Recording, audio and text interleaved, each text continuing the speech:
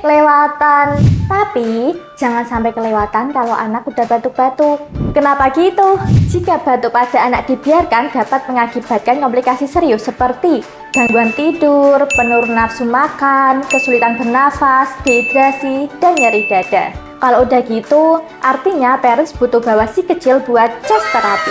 Chest therapy atau terapi dada adalah serangkaian teknik dan latihan yang bertujuan untuk membersihkan saluran nafas, membantu mengeluarkan dahak berlebih, dan meningkatkan kualitas pernafasan. Jangan khawatir parents, chest therapy ini ditangani oleh fisioterapis berpengalaman dengan teknik yang aman dan efektif seperti perkusi, vibrasi, latihan pernafasan, dan latihan batuk efektif untuk mempermudah pengeluaran dahak yang kental dan lengket. Jadi, tunggu apa lagi parents? Yuk, chest therapy ke Rumah Sakit Mitra Bangsa.